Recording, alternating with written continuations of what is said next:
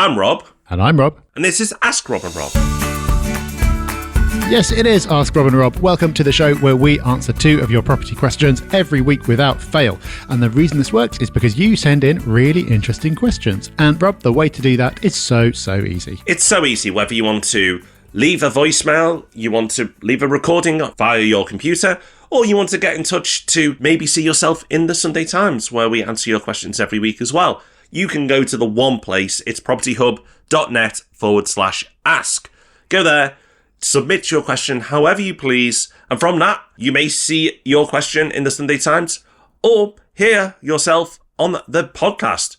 Okay, let's listen to our first question, which is from D. Hi, Rob and Rob.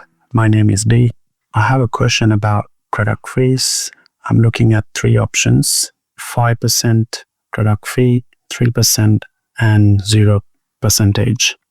According to my calculation, 5% still works out to be cheaper than the rest. If I add these to the loan, would they eat up my capital gains? And all these are from my current lender.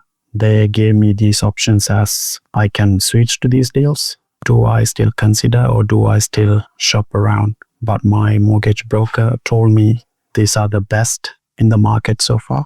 Thank you, D. Appreciate your question. They are some big, meaty product fees, but I really am pleased to hear that you have done a full calculation, because some people will just be put off by the headline numbers or attracted by headline numbers and then not work all the numbers through.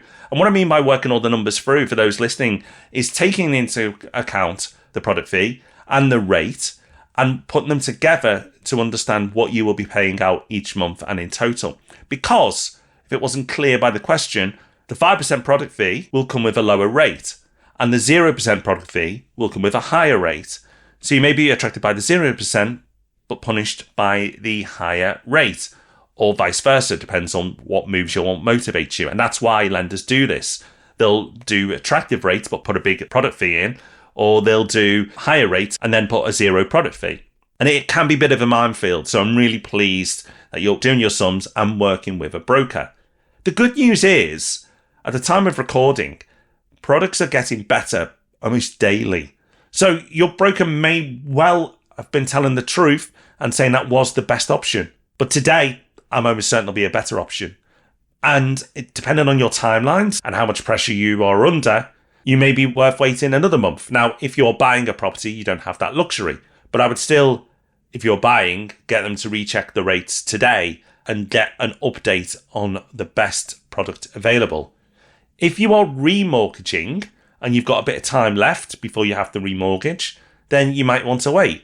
You can also look at what standard variable rate you will go on after your current deal runs out, and you may be prepared to stay on that for a bit while you assess the market further. It's all about calculations and it's all about good conversations with your broker. Now, if your broker comes back to you and says it's this one product, doesn't want to get into the advice around either stuff, then look for another broker. There are lots of good ones out there who can help you, and some specialists we've had on the podcast, you can contact them, but there are others as well. Just go with somebody who's helpful, who's willing to look again at the products to find you the best deal. So it's a bit of a moving feast, Steve, but moving in the right direction, I'm pleased to say. And like I said, I'm really encouraged that you're working out the full numbers to make the best decision possible. I'm sure you'll end up in a really good place. Best of luck. Okay, let's have our second question now. This is from Ryan. Hi, Rob and Rob. How's it going? This is Ryan calling from New Haven on the South Coast. I've been an avid listener of yourselves for several years. Over that time, we've purchased 2 properties. We've got one here in New Haven and the other one more recently in Derby. And each one has a letting agent managing them. And their setups are quite different in terms of, one really is a lovely family-run agency with a personal touch.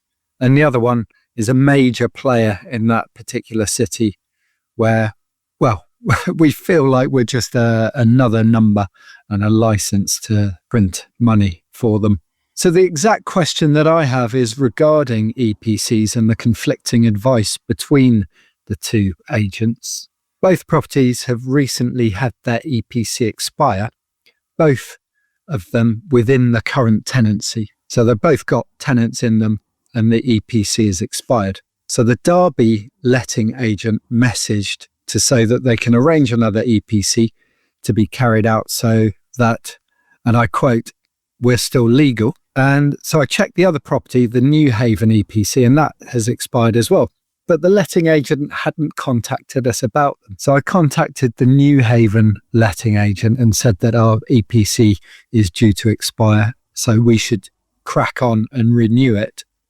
But they said that there's no reason to do so until we come to re-advertise the property for a new tenancy. So I double-checked this with good old ChatGPT and other sources and found out that it's to be true. It's only necessary to have an up-to-date EPC when advertising and signing for a new tenancy. So I then went back to the Derby letting agent to say that we would hold off and wait if there is a new tenancy, and then would renew the EPC at that stage to save money. The Derby agent replied to say that we would be foolish to do so because not having an up-to-date EPC would mean that we can't invoke Section 21, should we need to.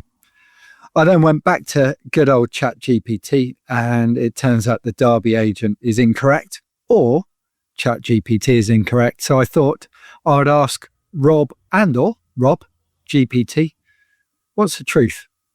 Do you need an up-to-date EPC to invoke Section 21? Keep up the good work. Cheers.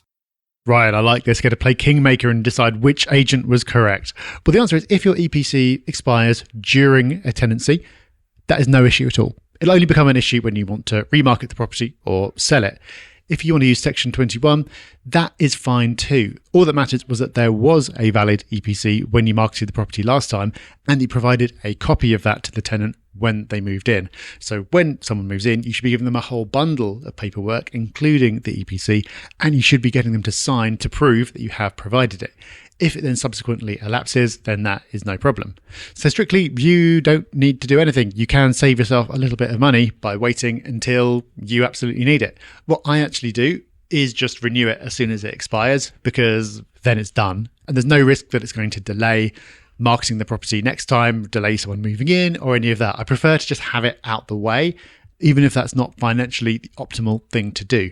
But you might feel differently, and especially with all the changes that are coming up around EPCs, which we still don't really know the details about, you might decide to wait to see if things change in your favour. Or in fact, if you're confident that you'd get a grade C or more today, you might want to get it done before things change, because the one thing that we do know is that once the methodology changes, any existing certificates will continue to be valid. So there's the risk that the methodology will move against you, in which case just get it done now, and then you're all good until it next expires. So there you go. That is the actual answer. But as I've said, what you choose to do with that information, the decision you choose to make when it comes to when to renew, is completely up to you. So I hope that helps. So that's us done for another week. Thank you for joining us. Remember, you can get your questions in by going to propertyhub.net/ask. And because many of you do that, we'll be back on Tuesday answering more of your questions in the papers on Sunday time specifically. And of course, we'll be back with the main event, the Property Podcast, on Thursday. Until those wondrous events take place, take care, have fun, bye-bye. Bye-bye.